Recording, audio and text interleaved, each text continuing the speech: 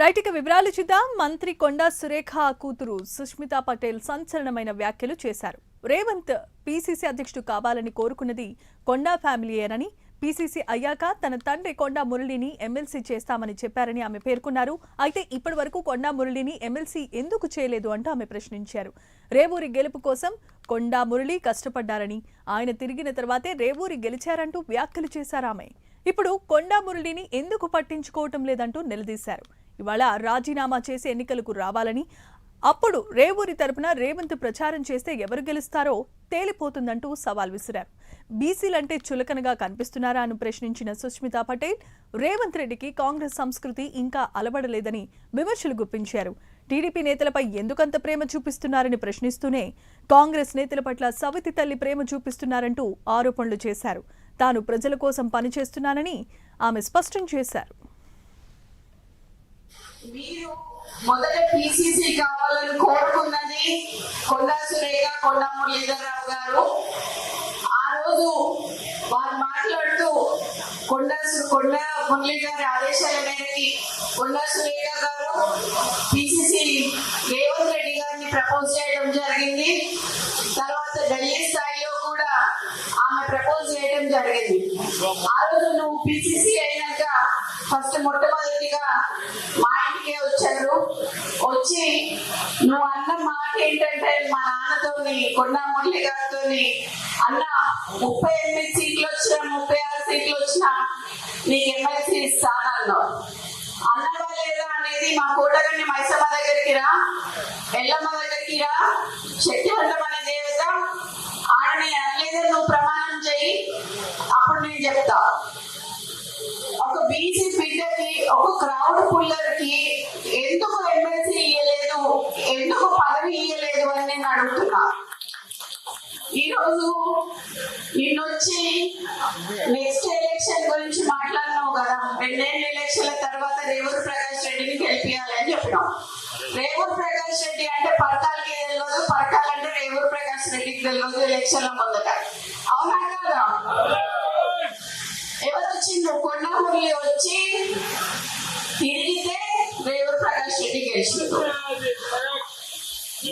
ఈ రోజు 4-5 నియోజకవర్గాలలో తిరిగి ఆ రోజు గెలిపించుకున్న వ్యక్తి, నువ్వు కార్లో కూర్చోబెట్టుకుని తిరిగిన వ్యక్తి ఈ రోజు ఎందుకు గుర్తొస్తలేదు నీకు? అంటే ముఖ్యమంత్రి అయితే కళ్ళు నెత్తికెక్కినాయా అని అడుగుతానా నేను నిన్ను. నాకు భయం లేదు, ఇలా పోతే రేపు 2 నాకు. ఎందుకు అని అంటే నా బిడ్డ, నా కొడుకు ఎవరైనా చూసుకుంటారు వాళ్ళని. నేను ప్రజల కోసం పనిచేసేదాన్ని, నేను ప్రజల మధ్యలో ఉండేదాన్ని. ఈ రోజు మా నాన్న నాకు అట్లే పెంచిండు, నన్ను భయం లేకుండా పెంచిండు. నేనెవరికి భయపడను, సావుకి భయపడను. కానీ ఈ రోజు చాలా ఈ 2 నెలల వరకు ఎందుకయ్యా, ఇలా రాజీనామా చేయమని చెప్పు. ఇలా రాజీనామా చేసి ఎలక్షన్లకు రా. నా ఇల్లు మంచి ఇల్లు ఉన్నది, 3 అంతస్తుల బిల్డింగ్ నీకు ఇస్తా. వచ్చి అక్కడనే ఉండే రేవూరి ప్రకాష్ రెడ్డికి నువ్వు వచ్చి క్యాన్వసింగ్ చేయి. రేవూరి ప్రకాష్ రెడ్డి గెలుస్తాడా, లేకపోతే కొన్న కుటుంబంలో ఎవరిని గెలుస్తాడు? ఈ రోజు నేను అదే అడగదలుచుకున్నా.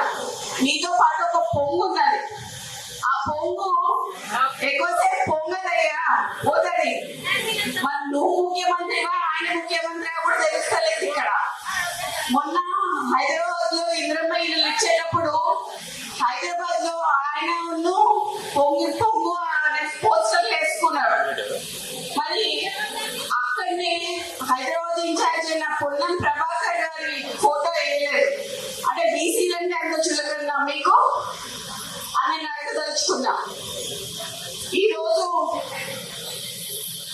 నీతోని పీసీసీ కావడానికి తిరిగిన దయాసాగర్ రావు గారిని కానీ, షబీర్ అలీ గారిని కానీ అప్పుడు కార్లు ఎక్కించుకొని తిప్పినావు. అట్లీస్ట్ వాళ్ళకి అపాయింట్మెంట్ అన్నా ఇస్తున్నావా నువ్వు అని అడుగుతున్నా నేను ఈ సందర్భంగా. నేను గుర్తు చేయాల్సింది ఏంటంటే, నిన్ను కూడా కొడంగల్లో ఒకసారి ప్రజలు ఓడగొట్టిండ్రు. అట్లాంటిది నేను 10 ఏళ్ళు ముఖ్యమంత్రి ఉంటా అని చెప్పుకున్నావు. రాజశేఖర రెడ్డి గారు లాంటి వాళ్ళు కూడా చెప్పుకోలేదు అట్లా. నీకు కాంగ్రెస్ సంస్కృతి అనేది ఇంకా ఎక్కలేదు అని చెప్పి నీకు చెప్తున్నా.